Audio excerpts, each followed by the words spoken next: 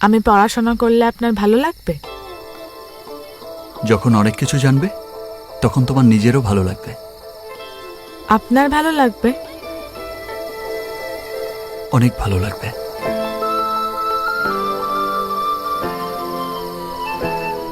আজ গো, yesterday again come. Timely take medicine, please. আরেকটা কথা, এই ইংরেজিটা না বললে হয় না?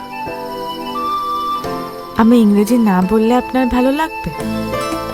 ভুলভাল ইংরেজি না বললে ভালো লাগবে। ঠিক আছে, ঠিকঠাক ইংরেজি শিখে তারপর বলবো। ওকে? ঠিক আছে।